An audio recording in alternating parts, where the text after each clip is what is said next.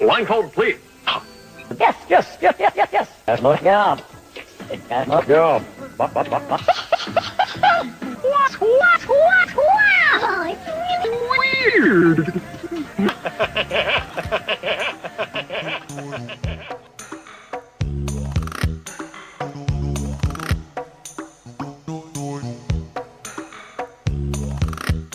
Hello and welcome to this episode of Byte High No Limit with me, Carlos.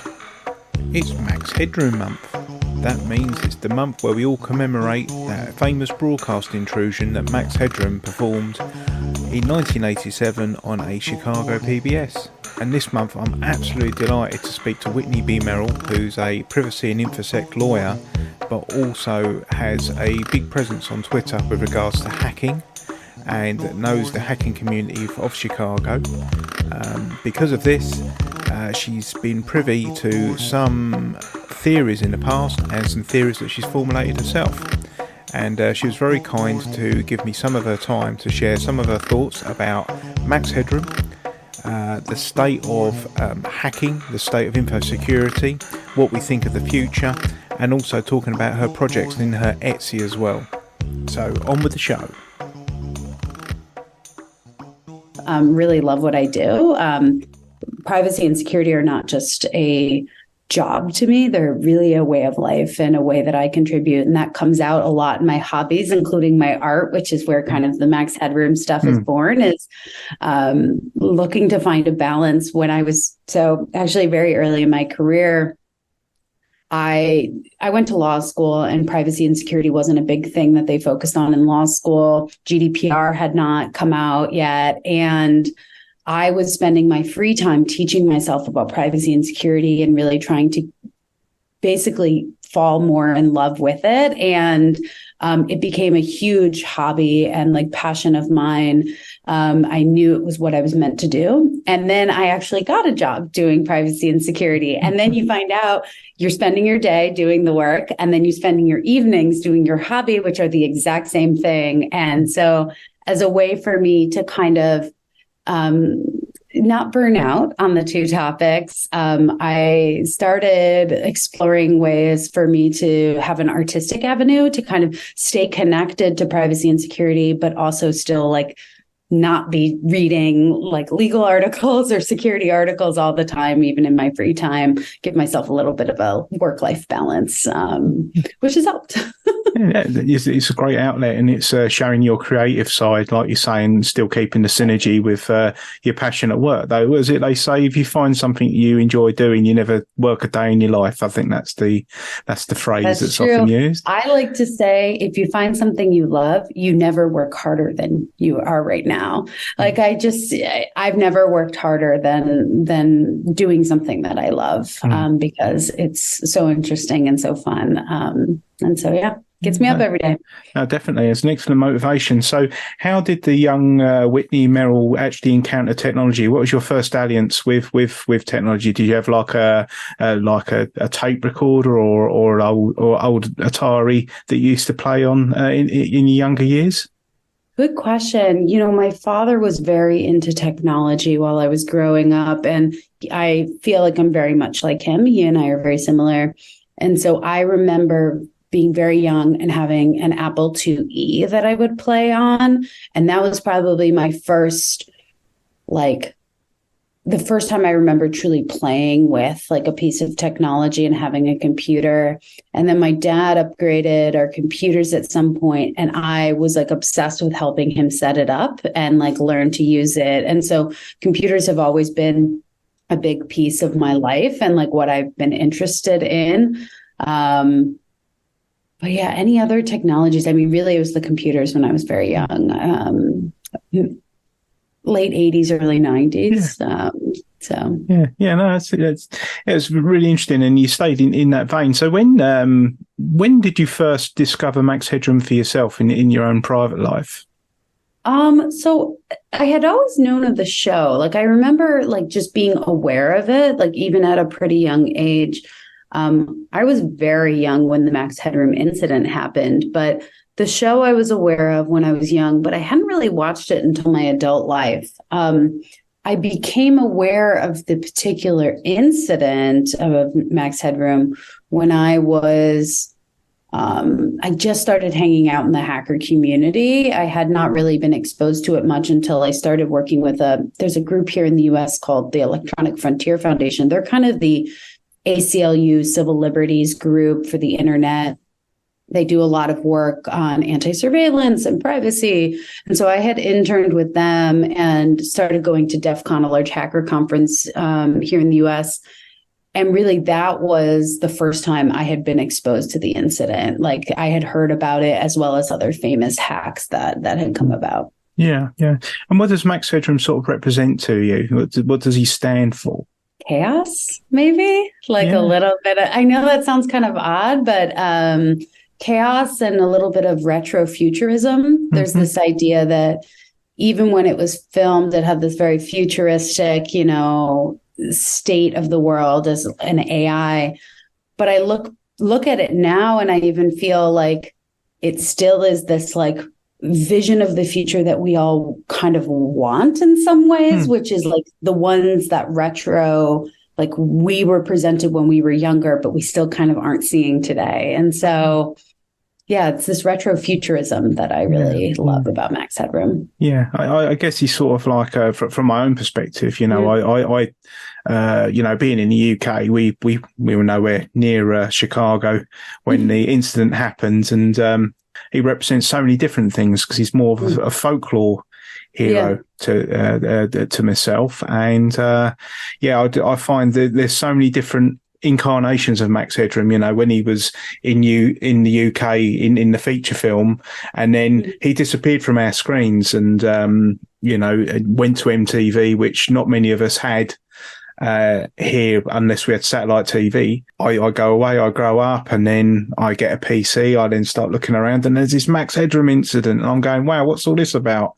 Yeah. And that's how I got into it. So I'm very much no sage on Max Headroom and all that at all, and that's why I find it so interesting that all these theories that came out, and the paradox is that probably that there are people that know more about this and for whatever reason choose to either be cryptic about what they're sharing or not sharing it at all. So it leaves armchair experts like ourselves to come out with theories. And the theory that was published on Twitter from your account last year, could you tell us a little bit about that in more detail?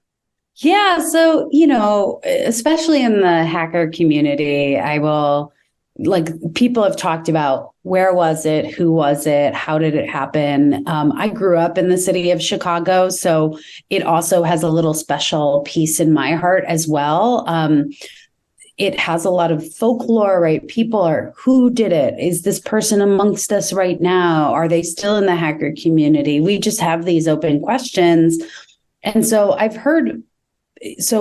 for context for those listening, when I first, it was, I guess, a couple of years ago, maybe 5-6 years ago, we were celebrating the 35th incident, the 35th anniversary of the Max Headroom incident. And I decided to make a commemorative enamel pin. And I thought it would just be fun.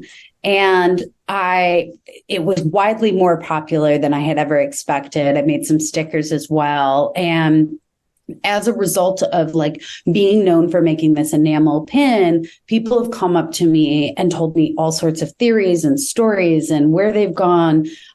They've explained to me what they think is possible and isn't possible. And I've kind of just been this recipient of all these lores, as well as, someone who's curious myself. And I'm by no means a technical expert in the equipment that existed at this time or broadcast signal intrusions generally, which is the type of hack that led to the takeover of a broadcast of Doctor Who. But yeah, it's so basically when I was tweeting about a particular theory, I had heard a really interesting theory from someone who also grew up in the city of Chicago and what they had potentially have heard when they were younger. Now, kids are lore. And so I just thought it was one of the more interesting theories, and I wanted to share it with the internet. I've received a lot of feedback that it's technically not possible, but part of me doesn't even care, because I think the story is part of the joy of what makes it live on every year, and why we want to buy an enamel pin or wear one to recognize the incident that happened in 1987.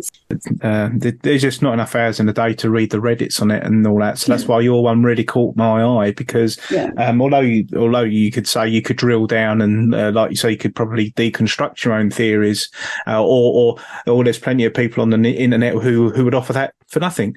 But reading your one, I found it very interesting. You sort of attribute it maybe to a school or a college that was working in media and had some equipment donated to them because of the expense of the equipment in the time, and they were probably, the local, was it WGN or the local broadcaster, probably offloaded some equipment so they could learn to operate it.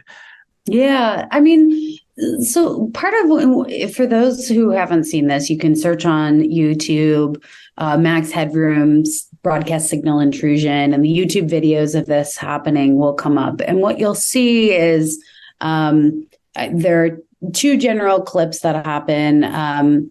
One is a clip that interrupted, I believe, Doctor Who, and then another one. Last night, someone broke into regular programming here on Channel 9 and on Chicago's public broadcasting station. As Larry Roderick reports, the first interruption took place during last night's 9 o'clock news. Sports anchor Dan Rowan had just started his Sunday night Bears report when the screen suddenly went black, then came back on with a new unruly presence. A man wearing a Max Headroom mask. We had been taken over by a video pirate for a short time, until technicians here changed microwave channels between the studio and the transmitter and knocked him off the air. But Channel 9 wasn't alone in its Max Headroom appearance. There was even a longer episode on Channel 11, public broadcasting. Only way to learn. I'll get you a hot drink, miss. A little after 11 p.m., Doctor Who was knocked out by the Max look-alike, who pitched a soft drink, then performed a series of antics that station officials found less than humorous before the pirate himself pulled the plug. Channel 11's Doctor Who was unexpectedly knocked off the TV screen last night by a broadcast pirate disguised as Max Headroom. The wacky and at times perverse TV surprise came shortly after 11 o'clock, lasting about a minute and a half. The same thing happened at WGN's 9 o'clock news broadcast earlier in the evening. The FCC says the pirates were able to use stronger microwave signals to override the television signals which are transmitted from the Hancock and Sears towers. The FCC says the wise guys who pulled off this latest stunt are in very big trouble. The pirate mimicked the Max Headroom character that you see on TV. Less than 2 hours later, Channel 11's broadcast of Doctor Who was disrupted. The 90-second interruption ended with the video pirate's bare bottom being spanked with a fly swatter. So what did you think about the whole thing? Very, very funny. It may seem rather humorous, but there is more to it than that. For when this person is caught, he or she will face both civil and criminal penalties. But basically, what appears is one person on screen wearing a Max Headroom mask, and they are kind of, their speech is very garbled, and there's clearly someone filming, and then at some point another person comes on screen and starts paddling the other person's behind with an object, and it's kind of just portrays a lot of young, mischievous, harmless fun. And they're kind of talking about a particular person, but you can't exactly hear what they're saying. But I encourage listeners to go and see it for themselves, because it's definitely something special. But as a result of kind of the vibes that were portrayed, the theory I had heard was that it was students at a high school called Gordon Tech in Chicago. And Gordon Tech High School is a pretty large high school in Chicago on the Northwest Side. They have a lot of various programs within the high school to teach people technical skills, including camera like newscasting, et cetera. And so as a result, they actually had the capabilities of having a studio. And so when I had heard this theory from a friend who had said, hey, I think this is my theory, this is what I've heard, I started digging and going, well, did Gordon Tech have a studio? Like, what did it look like? Can you match up what we've seen on the video to potentially the studio? Did they have equipment? Did they work with WGN? Like, what are the pieces? And so I started just trying to fill in the holes to make my own theory, which, again, lots of people have told me I am wrong, and that may be true. But, like I said in my tweet thread, it's the story I want to believe, because I don't think we'll ever truly know the truth. And so, they had, I had found some old news reports, as well as a video from Gordon Tech High School talking about their TV studio. I had seen, reports or heard that potentially news stations took old video equipment and donated it to the high school as a way to create a pipeline for hiring, right? Like, you're looking for great people, you can hand out equipment. So I kind of just built this theory and put it together in a thread, and it, kind of took off. And yeah. Why do you think we touched upon, why we think that we like law in general for tech law. But, with computers, people deal with things that are very definite. With data, it's either there or it isn't. Why do we still eulogize about Max Headroom? I think because this feels like a movie in some ways, right? Like, one of my favorite movies is called Hackers. If you haven't seen it, listeners, highly recommend it, from the 1990s. It's about a group of hackers. It's this very beautiful portrayal of, or what we all hope, right? That retro futuristic hope of what we think hacking is. Some people really hate the movie. I think it's an amazing movie visually, and also just really fun to watch. This feels like something that might appear in a movie like that. And I think that makes it fun, because it actually really did happen. And the fact that no one was caught. There's this idea, right, that like people can do something that's pretty big and like important, but mostly harmless, and they got away with it. And they were kids probably, or young adults. And don't we all wish we kind of like had those moments in our life? And I think that's what, even if we weren't going to do that, right? Or, because I'm sure it is a crime, but we all kind of wish we could get away with it. It feels like a movie like Goonies, right? Kids getting together and on an adventure. And I think that's part of it. That why we all kind of look and like it. That's why I like it, is I love that we don't know who it is. If I found out, I think I'll be disappointed. To me, it reminds me also of like something like Banksy, right? You don't want to know the identity. And when you do, it just takes the magic away from it a little bit. And so if I found out what actually happened, I think I'd be disappointed. But yeah, it is a phenomenon that lends itself to so many different theories. I came up with an idea last year that it was perhaps a CIA covert dry run to see if they could implement this in some banana republic somewhere to incite an insurrection or something like that. But it was all just for fun. And looking at technology today, obviously, there's no means really of broadcast intrusion in the classic way. So a lot of people now can crash Twitch streams or even take over TV stations. Just with a webcam and trying to hack into a stream. Is that something is that a challenge in today's info security world? Is there a threat from people carrying out a Max Headroom style attack on corporate organizations?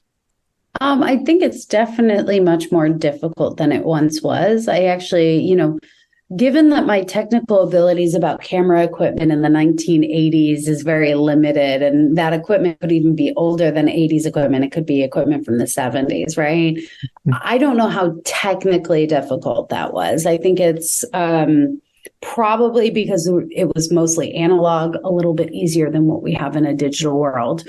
I think security, especially in the last 10 to 15 years, has really, really progressed. And these types of things are ones that any sort of security team is focusing on preventing, which includes, making sure that whatever you're doing is stable, right? In security, they talk about confidentiality, integrity, and availability. And here, an attack like the one on Max Headroom compromised both integrity of the stream and the availability of the stream.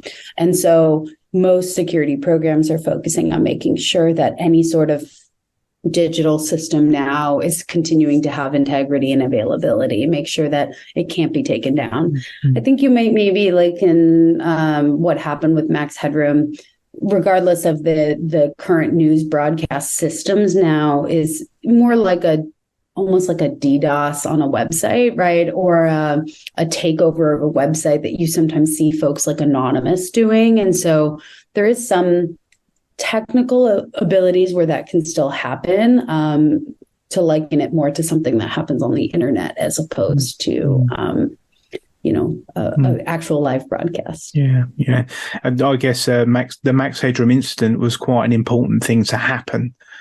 Because once it had happened, and like with incidents like the Captain Midnight as well, it sort of gives lessons to everybody on how to tighten up. So that's probably why they were so great when they happened. And some dry clothing.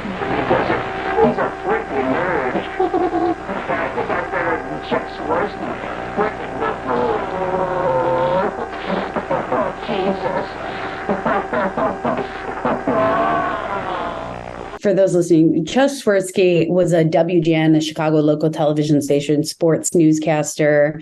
I don't know. This makes me feel like they had some sort of connection to WGN to make that specific reference that they thought he was a freaking liberal. I don't know if they didn't like his newscasting, if they didn't like him, if they had, that's part of why, like when I was thinking about who it was like these feel like people connected to the TV station in some way because they referenced him. But it could be that also to me signals a self-acknowledgement that they know they're taking over the broadcast. Because I had also heard, there's some theories whether they knew or didn't know. And I think in my thread, I kind of am on the fence. But I think to me, if you're referencing it, you're like maybe acknowledging that you're taking over WGN in particular too. Yeah, because there are some theories doing the rounds about it could be a former employee or someone who's just recently been made redundant who wanted to get the last laugh, so to speak. But yeah, I've heard that too, and I also think that's a super possible theory. Yeah, no, absolutely. So with your part-time or your part-time full-time hobby on the Etsy side, I was interested in the magazine that you're running as well. What sort of subjects are you touching in on that? Yeah, so I like doing. I don't really consider myself an artist, which I know sounds really crazy. I have all these ideas in my head about art and like communicating concepts around privacy, security, and anti-surveillance. And sometimes I have made them stickers, or I've made them enamel pins, or I used to run a small group, part of the large hacker conference in Las Vegas called DEF CON. I used to run a part of it called the Crypto and Privacy Village, Cryptography and Privacy. And there we talked about like anti-surveillance, privacy, cryptography. And I had done art for that organization as well, posters, whatnot. And I retired from it recently, and I still had all these ideas in my head of things I'd always want to visually portray in art, like communicate. And I was in a store in San Francisco, and I had seen a bunch of zines, and I just kind of was like, I could publish a zine. Like I could just photocopy something and staple it together. Like I don't need to go like really high quality. And so I started writing down some notes for myself of things I wanted to portray artistically. And then it kind of snowballed from there. I reached out to a handful of friends to contribute. I used an official publisher because I then wanted it to look a particular way. And it kind of snowballed to be a much bigger project than I had anticipated. But what came out of it was it's about 20 pages of content that basically mostly is a commentary on the current state of society. So if you open up the first page of the zine, the first page says not made by an AI. And it's kind of, each page is both either a callback to something retro, or, 'cause again, I'm obsessed with that retro futurism, or it's commentary on a particular book or reference in the hacker community. I have the last page of the zine is a set of classifieds that have just a bunch of callbacks to interesting things and things you'd see. And so I dabbled in it to see, would it be something I'd do again? Are people interested in it? Do they like it? And, so jury is still out on that one. I'm still kind of distributing it and handing it out. I brought it to DEF CON when I was there in August. But I think if it's successful, I will do it again. And successful is more like, is it appreciated as opposed to am I making money? Because that really isn't why I do it. It's really to get something out of my head and put it into the world. Can I ask how many pins roughly do you think you've shifted now since you've started? So of the Max Headroom ones, I've reordered that one like from my supplier. So I designed the pin, I actually drew the art a bunch of times. And so I've probably in my lifetime, and so my Etsy exists as kind of a accident. I made the pin to hand out at hacker conferences and to give to people who liked it. But then so many people saw it online and were like, hey, can I PayPal you and send you one? And then that got really onerous. And so I was like, I'm just going to set up an Etsy, make sure I'm on the up and up with the IRS here in the US and I'm not in trouble with taxes. So I put up an Etsy store, and from there, I've been selling them. I probably have distributed and sold probably about anywhere from 700 to 1,000 over the past few years. I think that's, and then I've made other pins as a result. I found it was a really fun medium to work in, and I find it a challenge. And so every year as a result, I make a new pin, and it generally is commentary on hacker culture or something going on in the hacker and security space. And so after that, I think the next year, everyone was talking about crypto and cryptocurrency. But for me, crypto always meant cryptography and security. And so I did a pin of a guy yelling, crypto means cryptography instead of hack the planet from the movie Hackers. And it kind of is just snowballed from there. I've had a handful of stories where people have reached out to me and said, I was on a bus and I saw someone wearing one of the Max Headroom pins. And I asked them, where did you get this? And do you know the person? And so I get these stories back all the time. And I think that's probably the best compliment in the entire world that anyone could ever give me, is they've seen that art out there in the world and they say, hey, actually, I saw it live. And how cool is that? And that makes me really excited. I also was in a bar once and I went into the bathroom and one of the Max Headroom stickers was in the bar bathroom. And I was this is great. I love when it comes back in my direction and I wasn't the one who put it out into the world. So the more I can distribute the stuff into the world, the happier I am. Well, you sounded very modest in saying you're not calling yourself an artist, but you have to be an artist if somebody else calls you it. And I'd say you certainly are an artist. So that's definitely perfect. You. Yeah, that's great.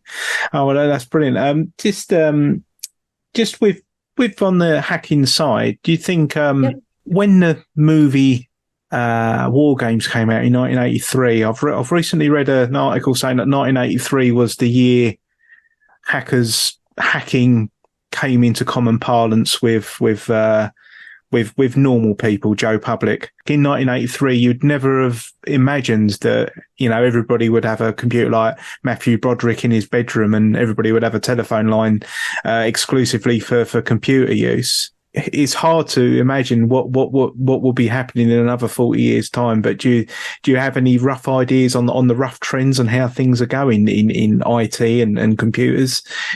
That's a great question. I think the challenges will just continue to present themselves in really difficult and unique ways. An interesting thing about war games and here in the US and the impact it had on society, after that movie came out, the United States government basically freaked out. They were very worried that computer hacking was going to present a massive threat.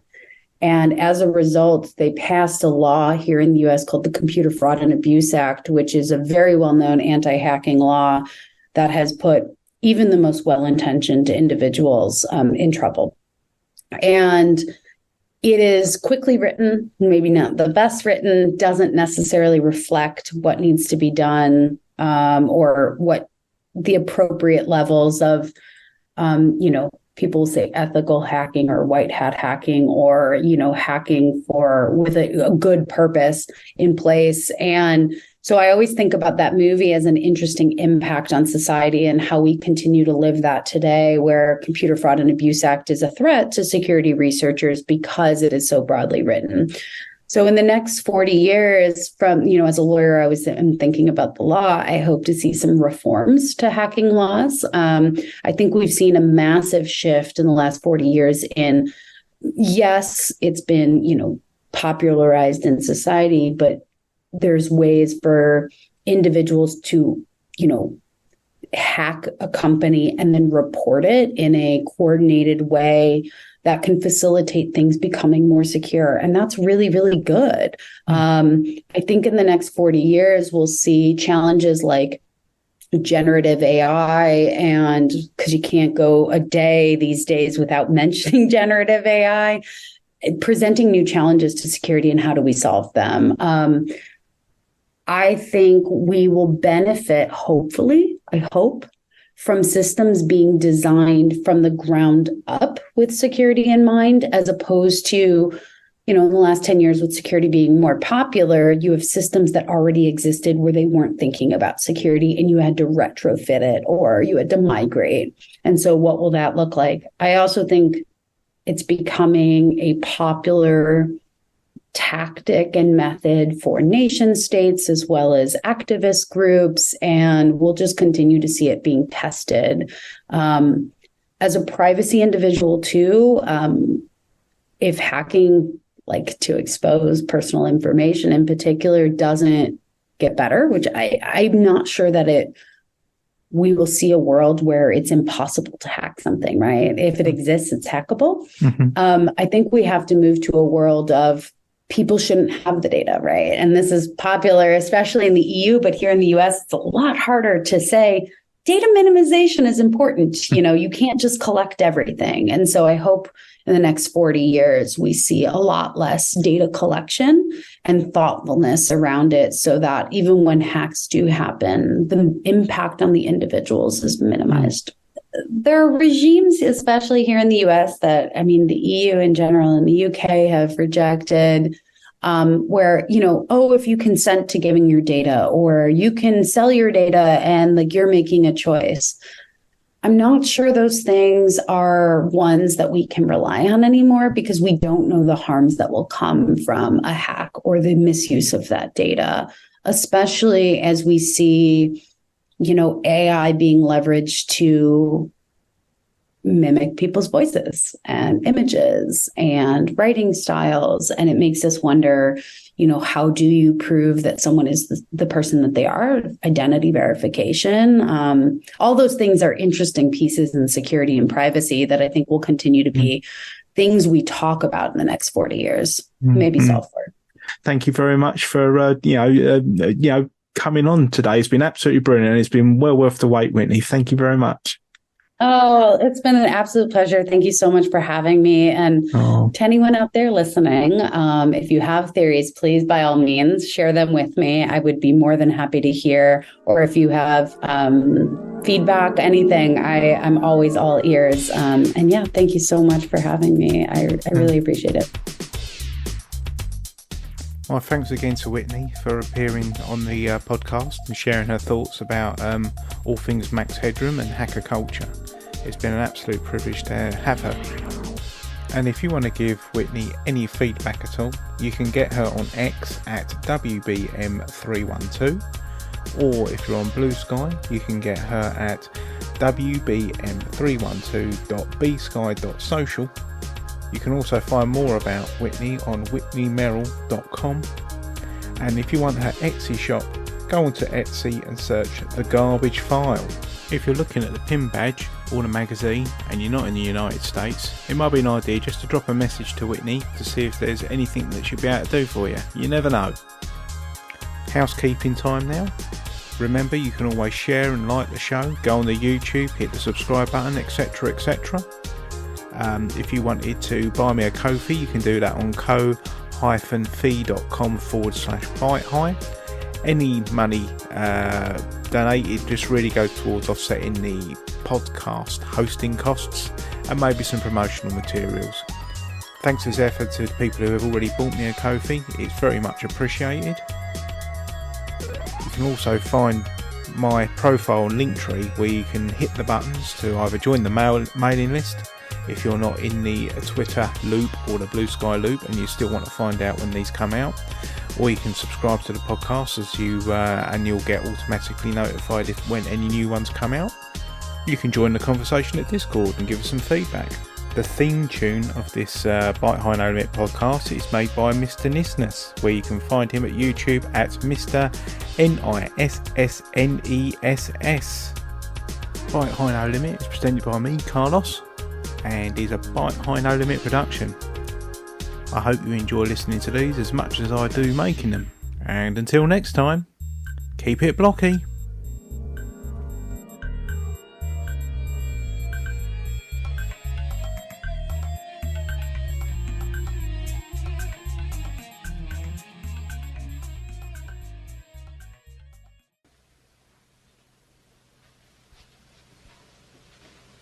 You're still here?